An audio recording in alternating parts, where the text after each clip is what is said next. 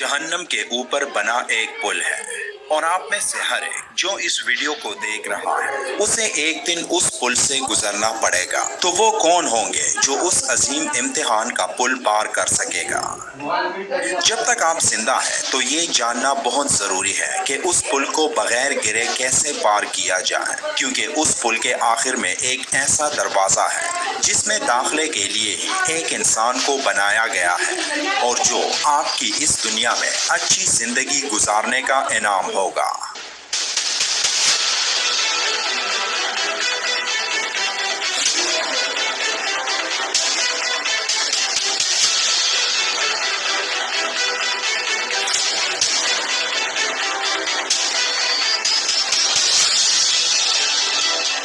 ये समझने के लिए कि हम किस तरह पुलिस रात पर पहुंचेंगे जिसे हम सबको पार करना पड़ेगा, मुझे आपको उस लम्हे में लेकर जाना पड़ेगा जहां से सब कुछ शुरू हुआ था, जहां से कयामत का आगाज होगा और जब चांद और सूरज एक साथ जमा होना शुरू हो जाएंगे और लोग इस तरह के खौफ व हिरास में खड़े होंगे कि वो अपने वालिदैन या अपने बच्चों को भी नहीं जानते होंगे और हर कोई हैरत और खौफ में मुब्तला होगा और हर किसी की कोशिश होगी कि किस तरह उस अजाब से बचा जाए। लेकिन तब बहुत देर हो चुकी होगी और तब किसी के लिए उस दिन की हौलनाकी से बचने का कोई तरीका नहीं होगा। वो दिन आएगा जब तमाम जानदार हलाक हो जाएंगे, क्योंकि वो फैसले का दिन होगा। लेकिन वो दिन आखिर नहीं होगा, उसके बरक्स ये उस बात का इशारा होगा कि असल जिंदगी तो अब शुरू हुई है।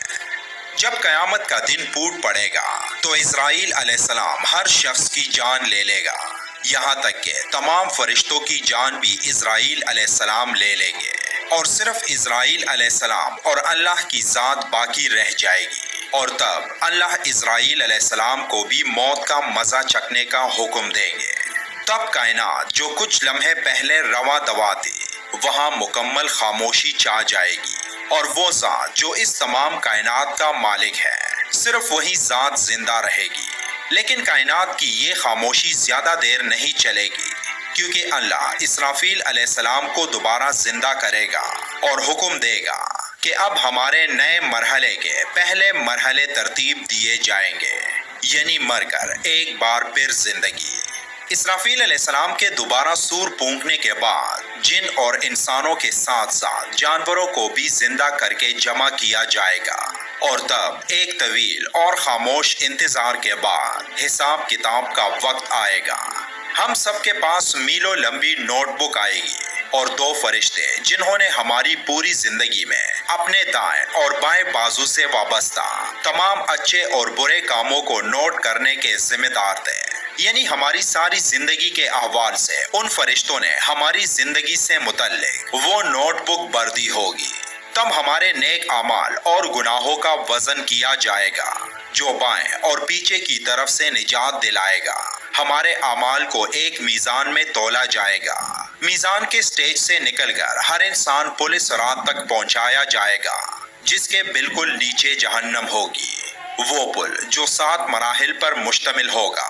या तो हम उन मराहिल को उबूर करके जन्नत के दरवाजे से दाखिल हो सकते हैं या फिर हम नीचे गिर जाएंगे। पुलिस रात जन्नत और जहन्नम के दरमियान एक रास्ता है, यानी जन्नत जहां हम अपने प्यारों के साथ हमेशा हमेशा के लिए रहेंगे, जहां हम उस रास्ते के आखिर में अबदी खुशी तक पहुंचेंगे।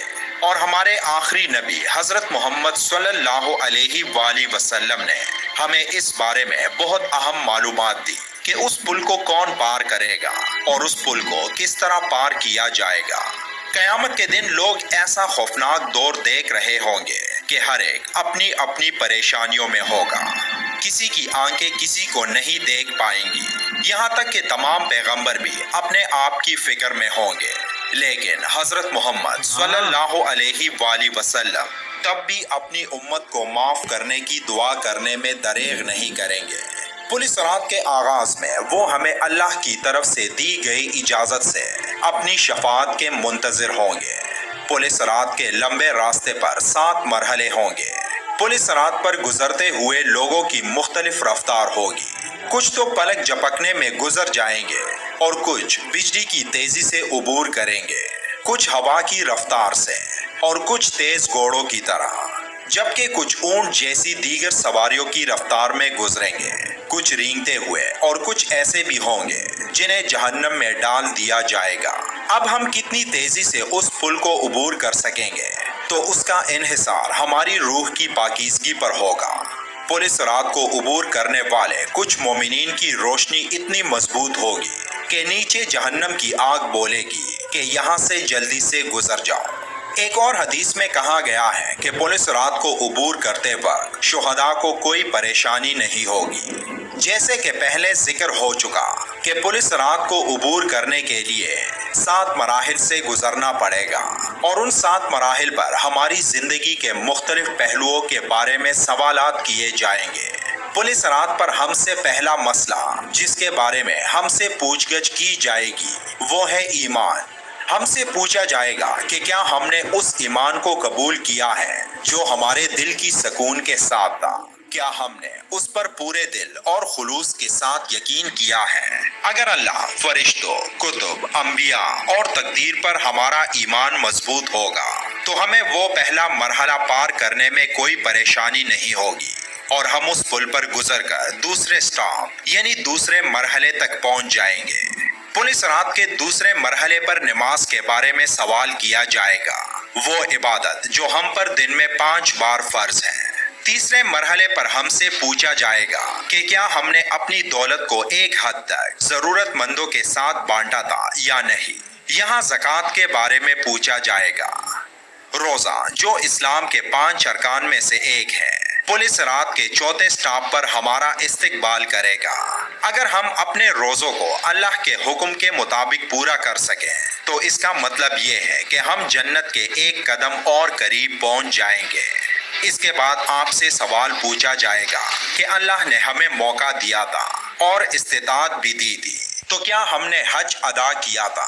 اگر یہاں بھی کامیاب ہو گئے تو پولیس رات کے 5ویں سٹاپ پر کسی رکاوٹ کے بغیر آگے جانے دیا جائے گا۔ پھر اپنے والدین اور اپنے رشتہ داروں کے ساتھ اچھے تعلقات کا پوچھا جائے گا۔ لہٰذا رشتہ داروں سے ملنے کے بعد ہمیں اپنے رشتہ داروں پر توجہ دینی چاہیے۔ ایک شخص جو چاہتا ہے کہ میرا رزق بڑھ سکے اور اس کی عمر طویل تر ہو تو وہ اپنے رشتہ داروں سے مل کر اس کا مشاہدہ کرے۔ اگر ایک انسان والدین کا احترام کرنے میں کامیاب رہا تو اس کا یہ عمل اسے جنت سے ذرا پہلے آخری مرحلے تک پہنچنے میں مدد کرے گا۔ اگر آپ نے ان تمام باتوں کا خیال رکھا تو اس آخری مرحلے پر آپ کو پریشان ہونے کی ضرورت نہیں ہوگی، کیونکہ پولیس رات کی دوسری طرف حضرت محمد صلی اللہ علیہ وآلہ وسلم اپنی امت کے لیے جنت کے دروازے پر کھڑے دعا کر رہے ہوں گے۔